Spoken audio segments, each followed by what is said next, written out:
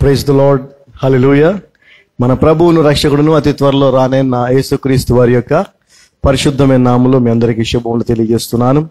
I greet you all in the matchless name of Jesus Christ of Nazareth. आप सबको यीशु मसीह के नाम पे शुभकामनाएं. మనందరం కూడా మరొక పునరుద్ధాన దినమున దేవుని సన్నిధిలో సజీవులుగా ఉన్నాం. మరి ఎంతో మంది ఈ రోజుని చూడాలనుకొని కూడా ఈ లోకంలో లేరు.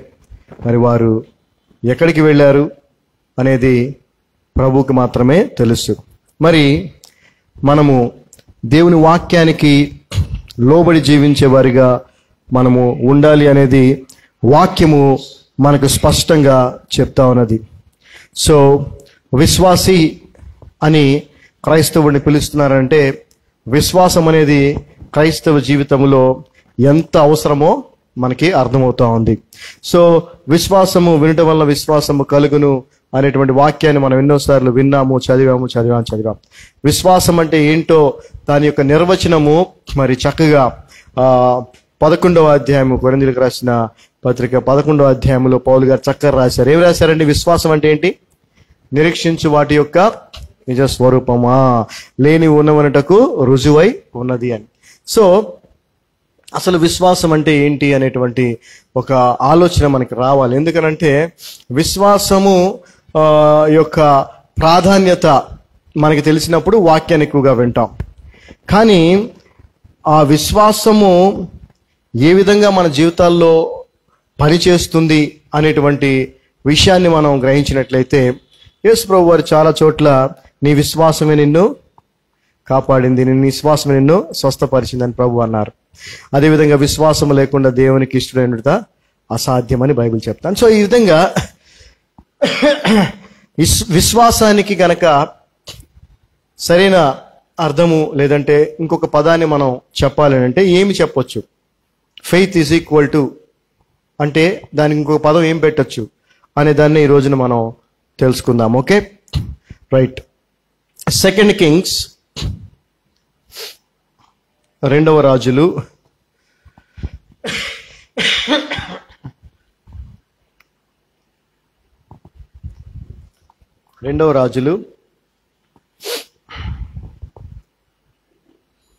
4వ అధ్యాయము 1వ వచనం నుంచి చూద్దాం. పాత నిబంధనలో చూద్దాం, క్రొత్త నిబంధనలో కూడా చూద్దాం. ఫెయిత్ ఈజ్ ఈక్వల్ టు ఏంటి, విశ్వాసం అంటే ఏంటి? Let's see this situation. ఈ యొక్క సందర్భాన్ని చూద్దాం, ఈ పరిస్థితిని చూద్దాం, విశ్వాసం అంటే ఏంటో తెలుసుకుందాం. Right. 2 Kings 4th chapter 1st verse. Now there cried a certain woman of the wives of the sons of the prophets unto Elisha, saying, Thy servant my husband is dead, and thou knowest that thy servant did fear the Lord, and the Creator is come to take unto him my 2 sons to be bondmen. చదవమా. అంతటా ప్రవక్తల శిష్యులలో ఒకని భార్య పాత నిబంధనలో ప్రవక్తలు ఉండేవారు, ఆ ప్రవక్తలకి కూడా శిష్యులు ఉండేవారు కదా. ఈ ప్రవక్త ఎలీషా ఎవరైతే ఉన్నాడో ఈయన కూడా ప్రవక్తేనా, ఏలియాకి శిష్యుడు, అవునా? రైట్. అయితే క్రొత్త నిబంధనలో ప్రవక్తలు లేరు, క్రొత్త నిబంధనలో ప్రవక్తలకి శిష్య రకము లేదు. క్రొత్త నిబంధనలు ఎవరున్నారు? ప్రభువు ఉన్నాడు. ఎవరండి? జాగ్రత్తగా గమనించండి. పాత నిబంధనలో ప్రవక్తలు, క్రొత్త నిబంధనలో ప్రభువు. సో ప్రభువుకి శిష్యులు ఉన్నారు, పాత నిబంధనలో ప్రవక్తలకి శిష్యులు ఉన్నారు.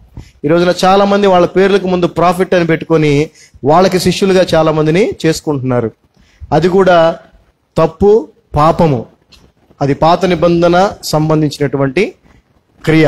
అంతేకాకుండా ఆ ప్రవక్త అయినా ఆ ప్రవక్త శిష్యులైనా కూడా మళ్ళా తిరిగి దేవుణ్ణే ఆరాధించేవారు, దేవునికే లోబడేవారు. సో అది సెకండరీ. సో ఇక్కడ మనం గమనించాల్సిన మొదటి పాయింట్ ఏంటంటే ప్రవక్తలకు అప్పుడు శిష్యులు ఉండేవారు, ఇప్పుడు ప్రవక్తలు లేరు, యేసు ప్రభు ఉన్నాడు, ప్రభువుకి శిష్యులుగా మనం ఉండాలి. అయితే ఇక్కడ ప్రవక్తని మనం ప్రభువుగా చూద్దాం. ఓకే, ఇక్కడ ప్రవక్తని మనం ప్రభువుగా చూద్దాం. సో ఆ ప్రభు శిష్యుడు చనిపోయాడు. ఏమాడండి? ప్రభు శిష్యుడు, అక్కడ ప్రవక్త శిష్యుడు చనిపోయాడు. సో ఇప్పుడైతే ప్రభు శిష్యుడు చనిపోయాడు. చనిపోరా అండి? ప్రభు నమ్మిన వాళ్ళు చనిపోరా? సేవకులు చనిపోరా? చనిపోతారు. ఎందుకు చనిపోరు? అకాల మరణం రాదా? వస్తుంది. ఎందుకు రాదు? అప్పుడు ఆ కుటుంబం పరిస్థితి ఏంటి? ఆ సేవకురాలి పరిస్థితి ఏంటి? వారి బాధ్యత ఎలా? అప్పటి వరకు వారికి ఏమీ తెలియదు. ఎందుకంటే ఆయన ప్రభుకి శిష్యుడుగా ఉన్నాడు, ప్రభు పని చేస్తా ఉన్నాడు, ప్రభు వారిని చూసుకుంటా ఉన్నాడు. సడన్ గా అతను ఏమయ్యాడు? చనిపోయాడు. మరి అప్పుడు ఆ భార్య పరిస్థితి ఏంటి? ఇక్కడ మనం గమనించాల్సిన విషయం ఏంటంటే ఆమె ప్రవక్త దగ్గరికి రావటం మనం గమనిస్తా ఉన్నాం. ఓకే, సో దయచేసి గుర్తుపెట్టుకోండి, ఈ రోజున మనకు ఎటువంటి సమస్య వచ్చినా, ఎటువంటి పరిస్థితి మన జీవితాల్లో సంభవించినా మనము ప్రభు దగ్గరికి రావాలి. ఎక్కడికి రావాలి? ప్రభు దగ్గరికి. కొంచెం ప్రాబ్లం అయిందన్న అందుకే రాలేదు చర్చికి అంటారు. కొంచెం హెల్త్ బాగలేదన్న అందుకే చర్చికి. అంటే వాళ్ళ యొక్క మూర్ఖత్వం, మూఢత్వం, అవిశ్వాసం ఎలాంటిదంటే ప్రభు దగ్గరికి వస్తే ప్రభు బాగు చేస్తాడని నమ్మకం వాళ్ళకి ఏమాత్రమో లేదు. ప్రభుకి సమస్తము సాధ్యం అనేటువంటి పాయింట్ అక్కడ వాళ్ళకు ఉందా? లేదు.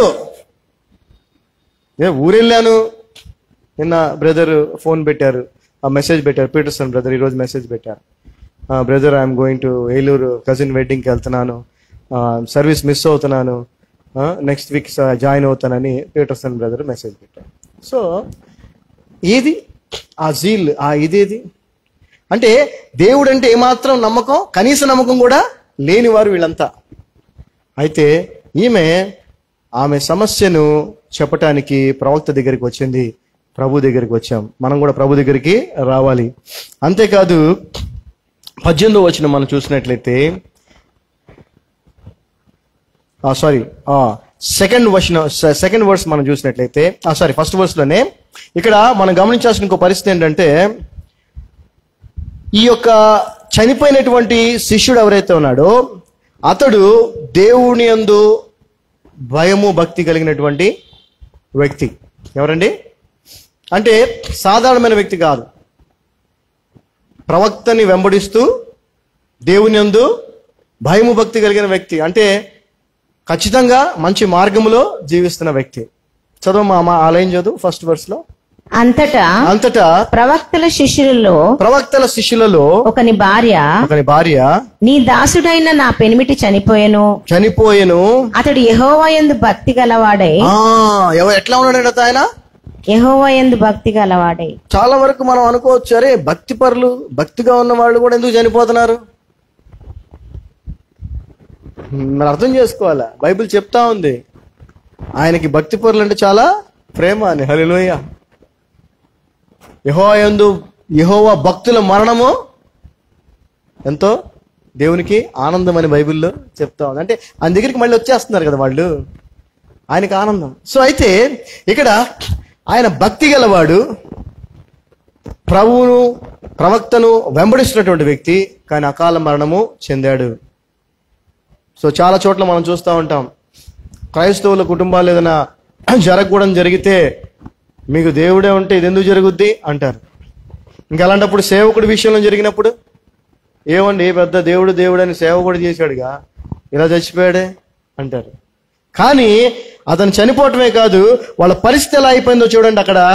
And the creator is come to take unto him my 2 sons to be bondmen. భర్త చనిపోయాడు అనేటువంటి దుఃఖము, బాధ, వేదనతో ఆమె ఉంది. ఆ పరిస్థితుల్లో అప్పుల వాళ్ళు వచ్చారంట. వచ్చి ఆమెకున్న 2 పిల్లల్ని, అప్పుడు బానిసత్వం ఉంది కదా, బానిసలుగా తీసుకెళ్తామని వాళ్ళు వచ్చేసి డబ్బు కట్టే పరిస్థితి ఆమె దగ్గర లేదు, బానిసలుగా మేము తీసుకెళ్ళిపోతాం అంటున్నారు. ఒకసారి ఆలోచించండి, ఇలాంటి పరిస్థితి మనకి ఎవరికైనా ఉందా? ఎవ్వరికి లేదు. దేవుని స్తోత్రం, హల్లెలూయా. ఆమెకి ఆ పరిస్థితి ఉంది, కానీ ఆ పరిస్థితిని దేవుడు ఎంత అద్భుతంగా మార్చాడో, ఆమె యొక్క విశ్వాసము = ఏంటో ఈరోజు మనం తెలుసుకోబోతున్నాం. మనం ఆమెలాగా ఉన్నామా లేదా అని. మనం ఆమెలాగా ఉన్నామా లేదని మళ్ళీ మనం పరీక్షించుకోవాలి. సో అంత పెద్ద కష్టం వచ్చినప్పుడు ఆ అప్పులు వాళ్ళు అప్పు కట్టాలి. ఒకసారి ఆలోచించండి, ఆ ప్రవక్తకి శిష్యుడిగా ఉన్నటువంటి వ్యక్తి, ప్రవక్త ధనవంతుడై ఉంటే ప్రవక్త దగ్గర శిష్యుడిగా ఉన్న వ్యక్తికి అప్పులు ఉంటాయా? చెప్పాలి. ఒకవేళ ప్రవక్త ధనవంతుడు అయి ఉంటే ఆ ప్రవక్తకి శిష్యుడిగా ఉన్నాడు కదా ఏం భర్త, సో ఇతను అప్పుల్లో ఉండే అవకాశం ఉందంటారా? లేదు. జాగ్రత్త గమనించండి. సో పాత నిబంధనలో ప్రవక్తలైనా కొత్త నిబంధనలో అపోస్తులైనా వాళ్ళు ధనవంతులుగా లేరు. గుర్తుపెట్టుకోండి. నువ్వు కొత్త నిబంధనకే పరిచారకుడిగా దేవుడిని ఎన్నుకున్నా కూడా పాత నిబంధన ట్యాగ్ అయిన ప్రాఫిట్ అని పేరు ముందు పెట్టుకొని ధనవంతుడిగా జీవిస్తున్నావే, అది పూర్తి బైబిల్కి విరుద్ధమైనటువంటి జీవితం. సరే, మరి ఆయన పరిస్థితి అలా ఉంది. ఈమె ఆయన దగ్గరికి వచ్చింది.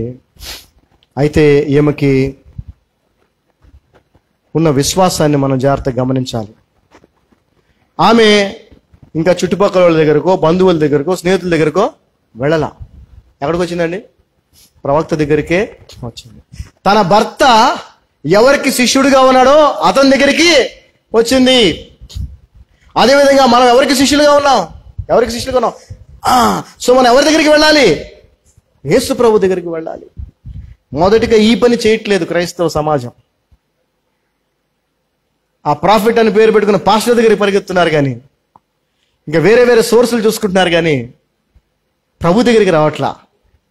ప్రభు దగ్గరికి రావటమే విశ్వాసానికి మొదటి మెట్టు. ఏంటండి?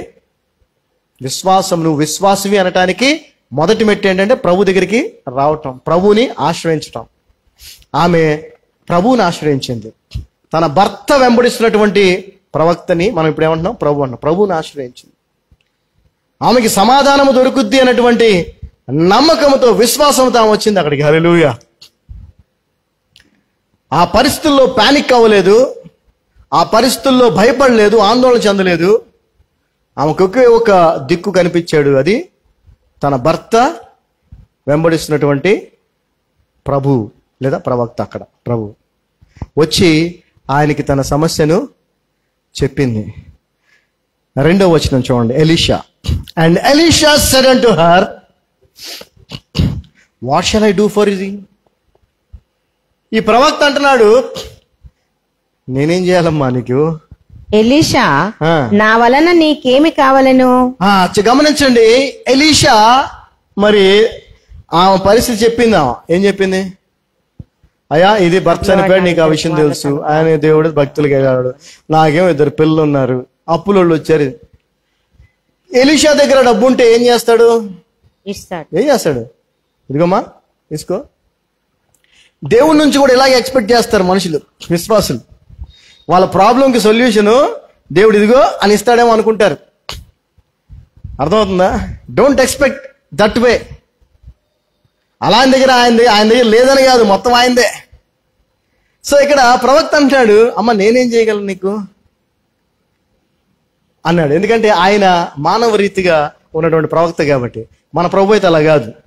మన ప్రభు అయితే ఈ ప్రశ్న వేయడు, కానీ నెక్స్ట్ లైన్ ఏదైతే ఉందో అది చెప్తాడు ప్రభు. ఓకే, ఆయన కేవలం ప్రవక్త, మానవ రూపంలో ఉన్నటువంటి మనిషి కాబట్టి ఫస్ట్ థాట్ ఆయనకు వచ్చింది, నేనేం చేయగలను అబ్బాయి ఓకే అని ఆలోచించాడు.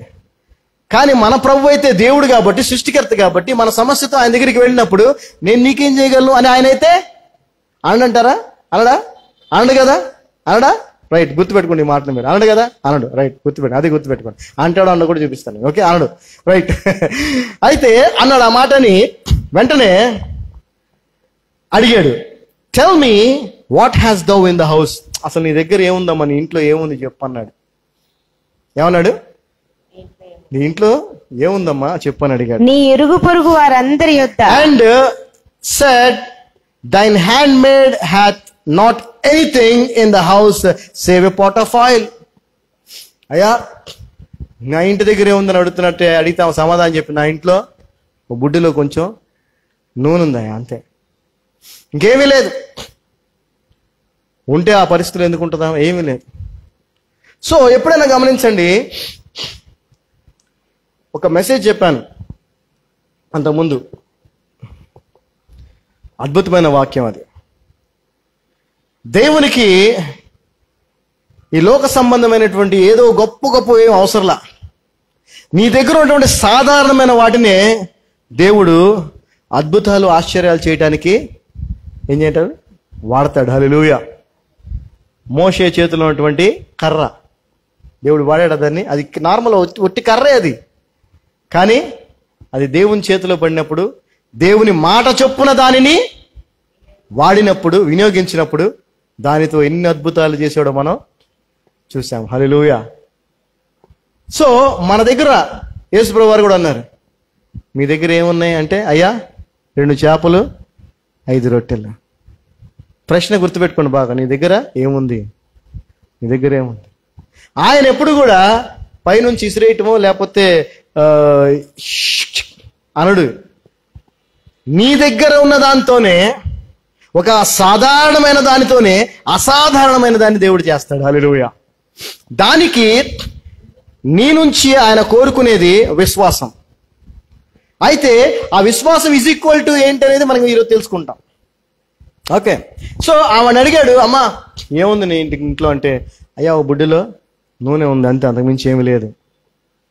3వ వచనం ఆయన అంటున్నాడు, then he said, go borrow the vessels abroad of all their neighbors, even empty vessels, borrow not a few. చదమ్మా. అతడు, నీవు బయటికి పోయి, నువ్వు అమ్మా బయటికి వెళ్ళు, ఇంటికి వెళ్ళిపో, నీ ఇరుగు పొరుగు వారందరి యొద్ద, నీ ఇరుగు పొరుగు వారి అందరి యొద్ద దొరకగలిగిన వట్టి పాత్రలన్నిటినీ, ఖాళీ గిన్నెలు ఎన్నైతే నీ చుట్టుపక్కలలో ఉంటాయో ఆ గిన్నెలన్నిటినీ ఎరువు పుచ్చుకొనుము. ఎరువు అంటే అప్పు తెచ్చుకొని 4వ వచనం, and when thou art come in, thou shalt shut the door upon thee and upon thy sons, and shall pour out into all those vessels, and thou shalt set aside that which is full. అప్పుడు నీవు నీ ఇంటిలోకి వచ్చి, నీవును నీ కుమారులను లోపల నుండి తలుపు మూసి, ఆ పాత్రలన్నిటిలో నూనె పోసి నిండినవి ఒక తట్టున ఉంచుమని ఆమెతో సెలవీయగా. వినండి సార్, ఆమె వచ్చిన పరిస్థితి ఏంటి? మొత్తానికి ప్రస్తుతం ఆమెకి ఇమీడియట్ రిక్వైర్మెంట్ ఏంటంటే అప్పు కట్టాల. అప్పు కడితే వాళ్ళు వాళ్ళ కొడుకుల్ని వదిలేసి వెళ్ళిపోతారు. ఈయన ఏం చెప్పి అడిగాడంటే, నీ దగ్గర ఏముందంటే చిన్న బుడ్డలో నూనె ఉందా అంటే, ఈయన వెళ్ళి ఇంకా అరువు తీసుకోమంటున్నాడు. వాళ్ళ దగ్గర ఖాళీ గిన్నెలను తీసుకోమంటున్నాడు. సరే బాగానే ఉంది, అంతవరకు కానీ ప్లాన్ భలే ఉంది అనుకుంటుంది, మంచి మాట చెప్పాడని. ఆ తర్వాత ఏమంటున్నాడు, ఆ గిన్నెల్లో అంట నూనె పోయి నిన్నట్టు పక్కన పెట్టంటున్నాడు. జాగ్రత్తగా ఆలోచించండి. ప్రభు మనకి చెప్పే పనులు అలాగే ఉంటాయి. ప్రభు మనకి చెప్పే పనులు లోకానికి వెరితనం, పిచ్చిలాగా ఉంటుంది. పిచ్చి పట్టింది అయింది వీళ్ళకి అనుకుంటారు. ఆ మాట చెప్పినప్పుడు ఆమె ఏమనాలి? వెంటనే చెప్పండి, వెంటనే ఏమనాలి?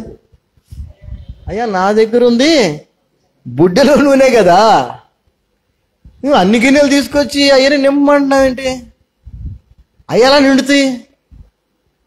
ఇంత బుడ్డలో నిండుతో అయ్యేలాగా నిండుతాయి? ఫస్ట్ క్వశ్చన్ రావాలా కదా doubt.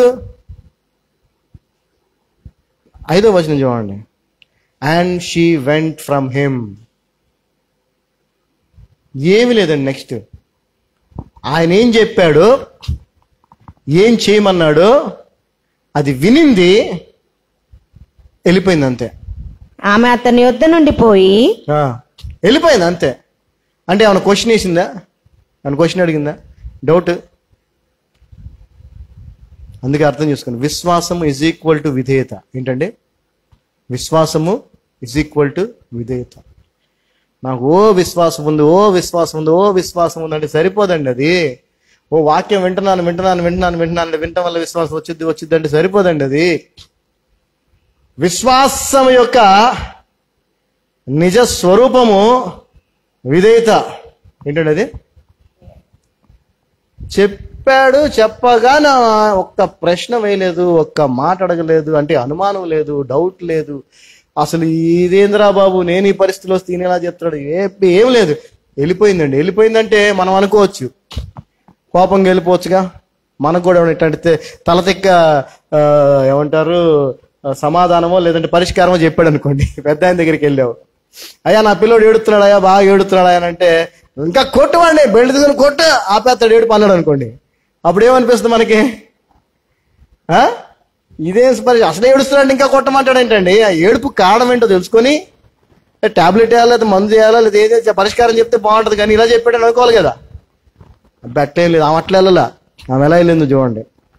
So she went from him and shut the door upon her and upon her sons who brought the vessels to her, and she poured out. Hallelujah. చదవమ్మా. ఆమె అతని యొద్ద నుండి పోయి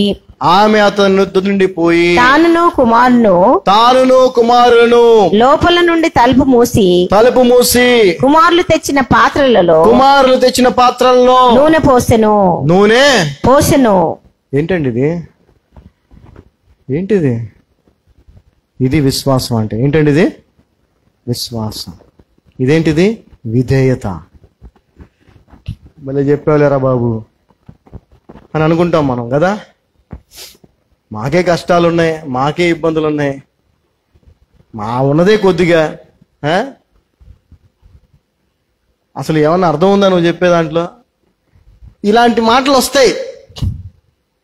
కానీ జాగ్రత్తగా గమనించండి. ప్రభువుకి శిష్యుడిగా ఉండి, ప్రభువుకి భయభక్తులు కలిగి ఉండి, ప్రభు యొద్దకు చేర్చబడినటువంటి ఆ శిష్యుడు గురించి కాదు కానీ అతని భార్య గురించి ఇక్కడ రాయబడి ఉంది. హల్లెలూయా. ఎందుకంటే విశ్వాసమునకు సరైన అర్థము విధేయత అనటానికి ఈమె చేసిన పని రుజువు. హల్లెలూయా. వెళ్ళిపోయింది, ఇంటికి వెళ్ళిపోయింది. పిల్లలు 2 పంపించింది, ఇంకో ఇంటికి వెళ్ళింది. అమ్మ ఖాళీ గిన్నె ఉంటే మళ్ళీ ఇస్తా, ఖాళీ గిన్నె ఇవ్వడానికి ఎవరికైనా ఏమైంది? ఇస్తాడు. ఏమండి, గిన్నె నిండా పంచదారో గిన్నె నిండా ఉప్పు ఇవ్వమంటే ఎవరికన్నా ఇబ్బంది. కానీ ఖాళీ గిన్నె ఇవ్వమ్మ ఎప్పుడే ఇస్తానంటే ఇచ్చారు. అన్ని తీసుకొచ్చేసింది. ఆయన చెప్పినట్టే తలుపులేసేసింది. ఆ బుడ్డెలో నుంచి నూనె తీసుకొని ఏం చేస్తుంది? ఆ గిన్నెల్లో నింపుతుంది. ఏం చేస్తుంది? దాన్ని విశ్వాసం అంటారు. హల్లెలూయా. దాన్ని ఏమంటారు? విశ్వాసం అంటారు. చెప్పింది చేస్తుంది. అక్కడ ప్రవక్త చెప్పినట్టుగా చేస్తా ఉంది. మరి ప్రభు చెప్పినట్టుగా నువ్వు చేస్తున్నావా? ప్రభు చెప్పినట్టుగా నువ్వు చేస్తున్నావా? చేయట్లా, ఏమాత్రం చేయట్లా. ఒకవేళ చేద్దాం అనుకున్నా పోస్ట్ పోన్ చేసుకుంటా పోతుంటాం మనం కొన్నిసార్లు కదా. ప్రభు చెప్పిన మనకు తెలిసి ఏం చేయాలో వాటిని పోస్ట్ పోన్ చేసుకుంటా ఉంటాం. మన వాటిని ముందు పెట్టుకుంటా ఉంటాం, మన పనుల్ని. ప్రభు చెప్పిన పని వెంటనే ప్రవక్త చెప్పినట్టుగా ఆమె చేస్తా ఉంది. చూడండి ఏం జరిగిందో. 6వ వచనం. And it came to pass when the vessels were full that she said unto her son, bring me yet a vessel. చదవమ్మా. పాత్రలన్నీ నిండిన తర్వాత దేవుని స్తోత్రం అండి. గట్టిగా చెప్పకూడదా వేసేకి? హల్లెలూయా. పాత్రలన్నీ కూడా ఏమైనాయండి? నిండినాయి. అట్లెట్లా నిండుతాయండి? నిండుతాయి. హల్లెలూయా. నింపేటువంటి దేవుడు మన దేవుడు. ఆమేన్. ఆయన ఆత్మతో నింపుతాడు, ఆయన వాక్యముతో నింపుతాడు, ఆయన అభిషేకముతో నింపుతాడు. ఆయన నింపే దేవుడు. ఆమేన్. హల్లెలూయా. ఖాళీ చేసే దేవుడు కాదండి. ఎవరైనా నింపే దేవుడు. సో ఆ పాత్రలన్నీ నిండిపోయినాయి. ఆయన చెప్పినట్టుగా ఆమె చేసింది. Without hesitation, without doubt, without questioning. ప్రశ్నించకుండా, అనుమానించకుండా, ఏమాత్రము ఆమె ఇబ్బంది అనిపించుకోకుండా చెప్పింది చెప్పినట్టు చేసి నిండిపోయినాయి. పిల్లోడితో అంటుంది, అరే ఇంకా ఏమన్నా ఖాళీ గిన్నెలు ఏమన్నా ఉన్నాయారా? అన్ని నిండిపోయినాయి. తెచ్చినన్ని ఇంకేమైనా గిన్నెలు ఉన్నాయానంటే there is not a vessel more and the oil stayed. Hallelujah. పాత్రలన్నీ నిండిన తర్వాత, పాత్రలన్నీ నిండిపోయిన తర్వాత ఇంకా పాత్రలు తెమ్మని ఆమె తన కుమారుడితో చెప్పగా వారు మరేమీ లేవని చెప్పారు. లేవమ్మా. అంటే ఖాళీ గిన్నె ఒకటి పెడుతున్నారు, బుడ్డితో నీళ్లు పోస్తున్నారు, నూనె నిండిపోతుంది గిన్నె పక్కన. ఆయన చెప్పింది కూడా అదేగా, నిండినయ్యి పక్కన పెట్టమన్నాడుగా, సేమ్ జాగ్రత్తగా గమనించండి. వెంటనే చేసింది, చెప్పినట్టుగానే చేసింది. మొత్తం నింపారు. అది ఇంకేమైనా గిన్నెలు ఉన్నాయంటే, అమ్మ గిన్నెలన్నీ అయిపోయినాయి అన్నారు. ఇక్కడ ఆయిల్ కూడా ఆగిపోయింది. హల్లెలూయా. సో దేవుడు చేసేటువంటి కార్యాలు ఆయన అప్పుడు, ఇప్పుడు, ఎప్పుడూ చేస్తానికి సిద్ధంగానే ఉన్నాడు. నీలో విశ్వాసానికి నిర్వచనమైన విధేయత ఉందా అంటే క్వశ్చన్ మార్కే. లేదు అనే చెప్పొచ్చు. లేదు కాబట్టే ఆ గిన్నె నింపబడట్లా. లేదు కాబట్టే ఆ డొల్లతనం అలాగే ఉంటుంది. నీ ఆత్మీయ జీవితంలో కానీ, నీ యొక్క కుటుంబ జీవితంలో కానీ ఆ డొల్లతనము ఉండిపోతుంది. ఎందుకనంటే నీవు ఆయన చెప్పినట్టుగా వెంటనే చేయుట లేదు. సో ఇక్కడ కార్యము జరిగింది. దానికి కారణము విశ్వాసము, విధేయత. ఏంటండి? విశ్వాసము, విధేయత. ఆ తర్వాత ఆమె చేసిన పని ఎంతో గొప్పది. జాగ్రత్తగా గమనించండి. Then she came and told the man of God. చూసారా, ఇప్పుడు ప్రభువు మనకు కావాల్సింది మనకిస్తాడు. మనం ప్రార్థనలు అడిగింది జవాబు దొరుకుద్ది. మనం కోరుకునే దేవుడు మనకి చేస్తాడు. చేసిన తర్వాత మనం ప్రభువుని ఏం చేస్తామండి? ఏం చేస్తాం? జనరల్గా మర్చిపోతారు, అంటే వదిలేస్తారు. మాస్టర్ గారు పిల్లలు కావాలని ప్రార్థన చేయించుకుంటారు. దేవుడు చక్కగా ప్రభు పిల్లల్ని ఇస్తాడు. ఆ తర్వాత ఏంటమ్మా చర్చి అంటే పిల్లోడు ఉన్నాడు కానీ చిన్న పిల్లోడు, అందుకే రాలేదు. చూడండి, ఏదైతే దేవుని నుంచి అడుక్కొని తీసుకున్నారో అదే నీకు దేవుని దగ్గర రావడానికి ఏమవుతుంది? అడ్డం అయిపోతుంది. ఆ ఉద్యోగం కావాలని ప్రార్థన చేసుకుంటారు. ప్రభు ఉద్యోగం ఇస్తాడు అంటే సండే కూడా ఆ సండే ఆఫ్ లేదండి ఈసారి. అంటే ఒకసారి ఆలోచించు, ఏ ప్రభువుని ఆశ్రయించి నీవు ఏ మేలునైతే పొందుకున్నావో ఆ మేలే నీకు ప్రభు దగ్గర రావడానికి అడ్డమైపోయిందా? అలాంటప్పుడు అది నీకు మేలు ఎందుకు అవుద్ది? అది నీకు శాపం. ప్రభు దగ్గరికి రావడానికి నీకు ఏది అడ్డంగా ఉందో అది నీకు శాపం. అది ఏది కూడా ప్రభువుని దగ్గర రాకుండా నిన్ను ఆపకూడదు. సో జాగ్రత్తగా ఆలోచించుకోండి క్రైస్తవులారా. ఈ సొంకు ఏమంటారు, సాకులు చెప్పకండి. ప్రత్యేకించి ప్రభు ఆశీర్వాదముగా నిన్ను దీవించి ఇచ్చినది సాకుగా అసలు చెప్పాక. That is very bad. It's very bad. ఏమో మరలా ఎవరి దగ్గరికి వచ్చిందండి? అతని దగ్గరికి వచ్చి తెలియచేయగా మొత్తం చెప్పిందండి జరిగిందంతా. అంటే ఇప్పుడు కూడా ఇప్పుడు అంత ఆయిల్ అంటే అప్పట్లో మనకు తెలుసు ఆయిల్ కాస్ట్ ఎలా ఉండేదో. ఏమండి, ఉప్పు కాస్ట్ ఎలా ఉండేదో, ఏదైనా కానీ దాని ఖరీదు మనకు తెలుసు కదా.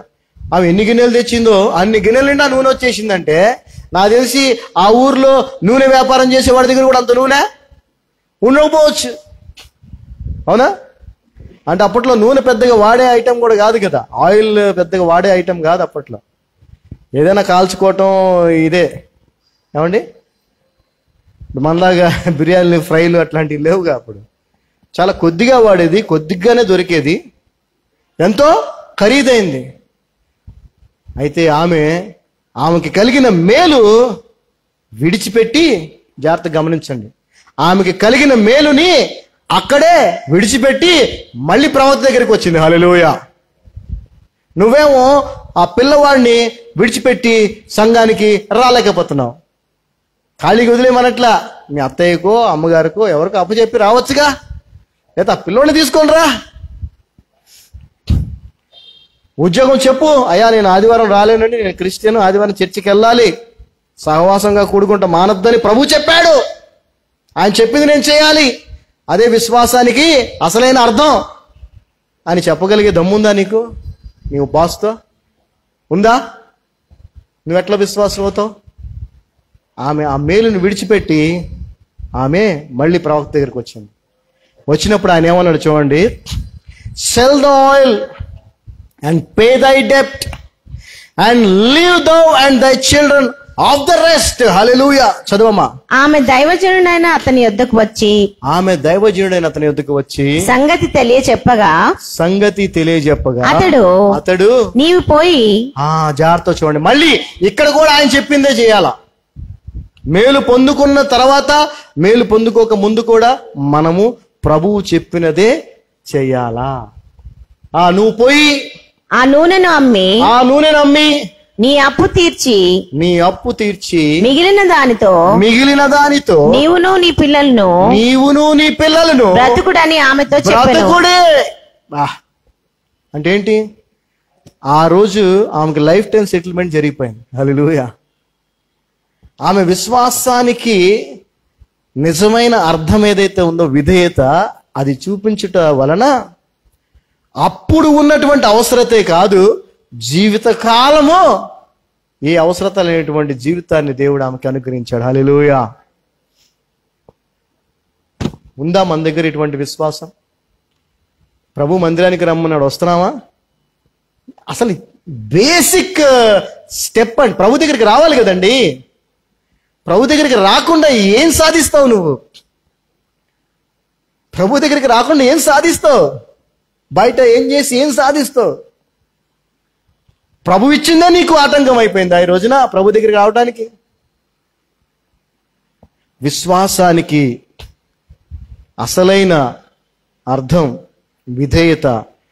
అది చేసినటువంటి ఆమె యొక్క జీవితము కొద్ది గడియల క్రితం ఏ స్థితిలో ఉంది, కొద్ది గడియలకి ఏ విధంగా మారిపోయిందో ఆలోచించండి. కొద్ది గంటల ముందు శూన్యం, ఇక పిల్లల్ని కూడా వాళ్ళు తీసుకెళ్ళిపోతారు. అంటే ఒంటరితనానికి, మరణమే శరణ్యం అనే పరిస్థితిలో ఉంది. తర్వాత దేవుడు ఇలాగ దాన్ని మార్చేశాడు. ఇక్కడ ఆమె విశ్వాసాన్ని, ఆమె విధేయతతో ఆమె నిరూపించుకోవటమే కాదు, ఆ విధేయత వలన ఆమె జీవితాంతము సంతోషంగా జీవించడానికి దేవుడు ఏర్పాటు చేసేసాడు. హల్లెలూయా. ఈ రోజున నీవు నేను కూడా విశ్వాసముతో, విశ్వాసానికి నిజమైన అర్థమైన విధేయత కలిగి మనం ప్రభుకి జీవిస్తే ఖచ్చితంగా మన జీవితం కూడా ఇలాగే ఉంటుంది. ఆమేన్. హల్లెలూయా. ఒకసారి నూతన నిబంధనలోకి వెళదాం. నూతన నిబంధన, కొత్త నిబంధన, న్యూ టెస్టిమెంట్. యోహాను సువార్త 2వ అధ్యాయం. మనందరికి బాగా సుపరిచితమైనటువంటి వాక్య భాగం.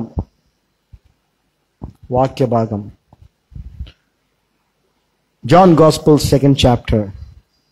And the third day there was a marriage in Cana of Galilee, and the mother of Jesus was there, and both Jesus was called and his disciples to the marriage. మూడవ దినమున గలిలయలోని కానా అను ఊరిలో ఒక వివాహం జరిగెను. యేసు తల్లి అక్కడ ఉండెను. యేసును ఆయన శిష్యులను ఆ వివాహమునకు పిలువబడి. మనందరూ బాగా తెలిసిన విషయం కదండి. ఇది బాగా తెలుసు, క్రైస్తవులందరికీ తెలియని విషయం లేదు. తాగుబోతులకైతే అసలు ఇది మామూలు అద్భుతమైనటువంటి ప్రవచనం. ఇది వాక్యం తాగుబోతులకి. యేసు ప్రభువే వైన్ తయారు చేశాడండి, మేము తాగకూడదు అంటారు వైన్ షాప్కి వెళ్ళి. సో ఇక్కడ మనం గమనిస్తే యేసు ప్రభు అక్కడ ఉన్నాడు. 3వ వచనం. And when they wanted wine, the mother of Jesus said unto him, they have no wine. ద్రాక్షారసమైపోయినప్పుడు యేసు తల్లి వారికి ద్రాక్షారసం లేదని ఆయనతో చెప్పగా. జాగ్రత్త వినండి. యేసు ప్రభు తల్లి యేసు ప్రభుతో అంటుందయ్యా, ద్రాక్షరసము లేదు, అక్కడ అయిపోయింది అని. ఇక్కడ యేసు ప్రభు ఏమన్నారు చూడండి. Jesus said unto her, woman, mother అనట్లా, ఏమంటున్నాడు అక్కడ? Woman, what have I to do with thee? నేనేం చేయాలా? ద్రాక్షరసం అయిపోతే అయ్యా అప్పులోళ్ళు వచ్చారు. జాగ్రత్త వినండి. నా పిల్లల్ని తీసుకెళ్ళిపోతా అంటున్నారు. నీకు తెలుసు కదా నా భర్త, ఆయన ఎంతో దేవుడు అంటే భక్తి కలిగేవాడు అని చెప్తే ఏమన్నాడండి ఎలీషా? నేనేం చేయాలా? నేనేం చేయగలను నీకు? యేసుప్రభు అన్నాడా లేదు ఇక్కడ? సరే, ఎనీవే ఈ కాంటెక్స్ట్ డిఫరెంట్. బట్ ఎనీవే ఆ ప్రశ్న, యేసుప్రభు కూడా ఆ ప్రశ్న, నేనేం చేయాలా? చదవమ్మా. యేసు ఆమెతో, అమ్మా నాతో నీకేమి పని? నా సమయం ఇంకనూ రాలేదనెను. సో ఇక్కడ ఇది డిఫరెంట్ టాపిక్. అయితే మనం ఇక్కడ ప్రభు అదే ప్రశ్న వేయటం మనం చూస్తా ఉన్నాం. ఇప్పుడైతే ప్రభు ఆ ప్రశ్న వేయడు, ఎందుకనంటే ఆయన పరిపూర్ణుడిగా అన్ని కూడా సమస్తం ముగించి మరి సింహాసనం మీద కూర్చొని ఉన్నాడు. కాబట్టి ఇప్పుడు మనం ఆశ్రయిస్తే మన ఎదురు ప్రశ్న వేయడు, మనకు ఖచ్చితంగా సొల్యూషనే చూపిస్తాడు. అయితే ఇక్కడ జాగ్రత్త గమనించండి, 5వ వచనం, His mother said unto the servants, whatsoever he said unto you, do it. ఆయన తల్లి పరిచారకులను చూచి ఆయన మీతో చెప్పునది చేయుడనెను. జాగ్రత్త గమనించండి, ఏమని చెప్తుందండి పరిచారకులతో? ఆయన ఏం చెప్తాడో అది మీరు అండర్లైన్ చేసుకోండి. ఒక 5 స్టార్లు 100 స్టార్లు పెట్టుకోండి. అక్కడ important, very very very very అని రాసుకోండి. ఆ పేజ్ మొత్తం సపరేట్ పెట్టేసుకోండి మీరు ఇక బైబిల్లో. ఆయన మీకు ఏం చెప్తాడు అది మీరు, అది విశ్వాసం అంటే. హల్లెలూయా. యేసు ప్రభు నీకేం చెప్తాడు అది నువ్వు చెయ్యి. You will see a supernatural life. అద్భుతమైన జీవితాన్ని చూస్తాను. విశ్వాసం యొక్క నిరీక్ష, నిజ స్వరూపం, విశ్వాసం యొక్క అసలు అర్థం ఏంటంటే ఆయన చెప్పింది చెప్పినట్టుగా చేయమన్నాడు. ఎవరికి చెప్పింది? ఆ శిష్యులకా? చెప్పాలి. శిష్యులతో చెప్పింది ఆ మాట కాదు. ఎవరికి చెప్పింది? పరిచారకులు అంటే అక్కడ పనోళ్ళు, అంటే అక్కడ ఆ యొక్క ఫంక్షన్ లో సర్వింగ్ చేస్తున్నటువంటి పనోళ్ళతో చెప్పింది. ఏమని? ఆయన ఏం చెప్తాడు అది చేయండి. జాగ్రత్త గమనించండి, ఇక్కడ జాగ్రత్త మన డిఫరెన్స్ కూడా. శిష్యులు ఉన్నారు అక్కడ, వేరే పనోళ్ళు, వాళ్ళకి సంబంధం లేదు. యేసుప్రభు వీళ్ళు ఎవరు తెలియదు వాళ్ళకి, వాళ్ళు అక్కడ పనిచేసేవాళ్ళు. వాళ్ళకి చెప్పింది అన్నమాట. చెప్పినప్పుడు 6వ వచనం, and there were set there 6 water pots of stone after the manner of the purifying of the Jews, containing 2 or 3 firkins apiece. చదవమా. శుద్ధీకరణాచార ప్రకారము, యూదుల శుద్ధీకరణాచార ప్రకారము 2-3 తూములు తూములు పట్టు 6 రాతి బాణలు, తూములు పట్టు 6 రాతి బాణలు అక్కడ ఉంచబడి ఉండెను. సో అక్కడ 6 రాతి బాణలు. బాణ అంటే తెలుసు కదా, పెద్ద కొండలు అన్నమాట, రాయితో చేసినాయి. మీరు గనక ఢిల్లీ కానీ అట్లాంటి హిస్టారికల్ ప్లేసెస్ కి వెళితే గనక అక్కడ కూడా అలాంటివి మీరు చూడొచ్చు. ఫోర్ట్స్, ఏదైనా రాజుల కోటల్లోకి వెళ్తే పెద్దవి ఉంటాయి రాతి బాణలు. ఇప్పుడు ఈ పోడియం కంటే పెద్దగా ఉంటుంది. ఇది ఎంత ఉందో అంత ఉంటుంది అనమాట, రాయితో చేసింది. లోపలంతా బాణ, దాంట్లో నీళ్లు నింపుతారనమాట. అలాంటి వాళ్ళు 6 ఉన్నాయంట అక్కడ. జీసస్ సెడ్ అంటు దెమ్, యేసు ప్రభు వారు చెప్తున్నారు. అక్కడ ప్రవక్త శిష్యుని భార్యకు ప్రవక్త చెప్పాడు. ఇక్కడ యేసు ప్రభు కామన్ పీపుల్ కి చెప్తున్నాడు. ఎవరికండి? దే ఆర్ నాట్ డిసైపుల్స్, వాళ్ళ శిష్యులు కాదు, అక్కడ పని చేసుకునే వాళ్ళు. వాళ్ళకి యేసు ప్రభు గురించి ఏమీ తెలియదు. యేసు ప్రభు గురించి ఏమీ తెలియదు. యేసు ప్రభు ఇంకా అప్పటికి ఏం అద్భుత కార్యాలు ఏమీ చేయలేదు. జాగ్రత్త గమనించండి. వాళ్ళతో యేసు ప్రభు చెప్పాడు ఏమనంటే, Jesus said unto them, fill the water pots with water. ఏమని చెప్పాడండి? యేసు ఆ బాణలు నీళ్లతో నింపుడని వారితో చెప్పగా, బాణలను దేంతో నింపమన్నాడు? నీళ్లతో నింపుడని వారితో చెప్పాడు. ఇది చేయటం ఎవరికి ఇబ్బంది అండి? హ్యాపీగా నింపేస్తాం కదా. నింపేశారు. ఆ బాణల్ని నీళ్లతో నింపండి బాబు అన్నాడు యేసు ప్రభు. అనగానే నింపేశారు, అయిపోయింది. ఆ తర్వాత 7వ వచనం, and he said unto them, draw out now and bear unto the governor of the feast, and they bear it. Hallelujah. చదవమ్మా. అప్పుడు ఆయన వారితో మీరు ఇప్పుడు ముంచి విందు ప్రధాని యొద్దకు తీసుకొని పోండని చెప్పగా వారు తీసుకొని పోయిరి. ఇక్కడ ఆగాలి మనం, జాగ్రత్తగా గమనించాలి. అక్కడ ఏమైపోయింది? వైన్, ద్రాక్షరసం అయిపోయింది. ఆ విందు ప్రధాని దేని కొరకు ఎదురు చూస్తున్నాడు? ద్రాక్షరసం కోసం చూస్తున్నాడు. పరిచారకులతో, పని వాళ్లతో యేసు ప్రభు చెప్పిన మాట ఏంటి? నీళ్లు పోయమన్నారు, పోసారు, అంతవరకు బాగానే ఉంది. అందులో నుంచి ముంచి తీసుకెళ్లి ద్రాక్షరసమని దానిని వారికి పోయమన్నాడు. హల్లెలూయా. జాగ్రత్త గమనించాలి. పోసింది నీళ్లు కదా, ఆ నీళ్ళని ద్రాక్షరసం అని చెప్పి విందు ప్రధాని దగ్గరికి వెళ్ళిపోయటం ఎంత ప్రమాదకరం. నీళ్లు పోసి ద్రాక్షరసం అంటే ఊరుకుంటాడండి అతను? వారి విధేయత చూడండి అక్కడ. See the obedience, obedience, see the obedience. వాళ్ళ శిష్యులు కాదు, వాళ్ళు పనివాళ్ళు.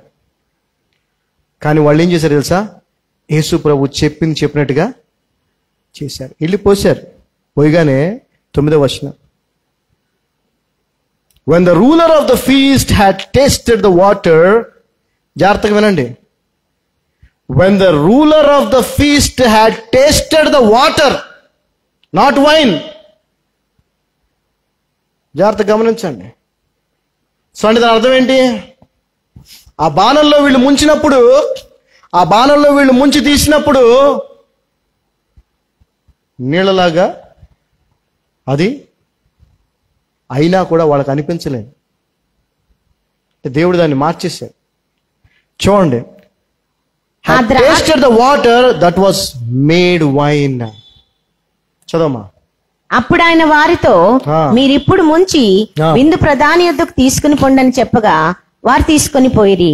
ఆ ద్రాక్షరసం ఎక్కడి నుండి వచ్చెనో ఆ నీళ్లు ముంచి తీసుకుని పోయిన పరిచారకులకే తెలిసినది కానీ విందు ప్రధానికి తెలియకపోయిను. హల్లెలూయా.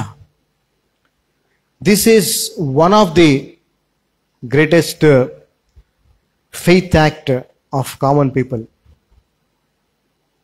సాధారణమైనటువంటి వ్యక్తులైనప్పటికీ ప్రభు చెప్పినటువంటి పనిని వాళ్ళు చేశారు. ద్రాక్షరసం కావాల్సిన ద్రాక్షరసం అయితే బాణలు నీళ్లతో నింపమంటాడు వెంటయా అని అనొచ్చు కదా. అన్నారా వాళ్ళు? అన్నారా? అనలేదు. ఆయన చెప్పింది చేశారు. మరియమ్మ తెలుసు వాళ్ళకి. వాళ్ళకి ఎవరు తెలుసు? మరియమ్మ తెలుసు వాళ్ళకి. మరియమ్మ చెప్పింది వాళ్ళకి ఏమని? ఆయన ఏం చెప్తే అది చేయండి అని. ఈరోజున వాక్యం చెప్తా ఉంది మనతో. వాక్యం చెప్తా ఉంది, పరిశుద్ధాత్ముడు చెప్తా ఉన్నాడు మనతో. ప్రభు ఏం చెప్తే అది మీరు చేయండి. ప్రభు చెప్పింది మీరు చేయండి అంతే. ప్రభు చెప్పేది మీకు కొంచెం విచిత్రంగా అనిపించవచ్చు. ఇదేంటి ఇది చేయమంటున్నాడు ఈయన, నా పరిస్థితి నాకు కావాల్సింది అది కదా, ఇది చేయమంటున్నాడు ఏంటనంటే, ఆయన చెప్పేది ఎందుకు, నీకెందుకురా? ఆయన చెప్పింది నువ్వు చెయ్యి. You will see the difference. You will be a testimony for him. నువ్వు ఆయనకు గొప్ప సాక్షిగా ఉంటావు. అప్పుడు ఆయన చెప్పింది చేసిన వారందరూ కూడా సాక్షులుగా బైబిల్లో రికార్డ్ అయ్యారు. హల్లెలూయా. చెయ్యని వాళ్ళు కూడా కొంతమంది రికార్డ్ అయ్యారు.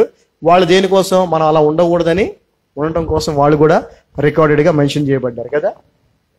ధనవంతుడికి ఏమన్నాడైనా, నీ ఆస్తి అంతా అమ్మి బీదలకి అటు చేశాడా? చేయని వాళ్ళు చాలా మంది ఉన్నారు అలా. ఈరోజు నువ్వు ఆ ధనవంతుడి వలె అవిధేయుడిగా ఉంటావా,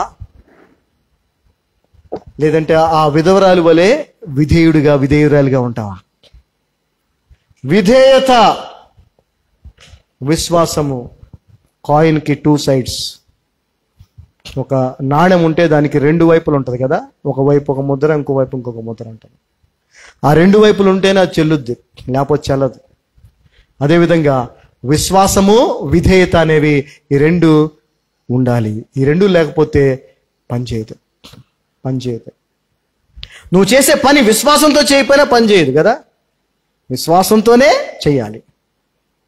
అదే విశ్వాసం యొక్క నిజ స్వరూపం, లేదా నిజమైనటువంటి అర్థం. మనందరికీ బాగా తెలుసు. అబ్రహాం విషయానికి వస్తే స్క్రిప్చర్స్లోకి వెళ్ళాల్సిన అవసరం లేదు, మీ అందరికీ బాగా తెలుసు కాబట్టి.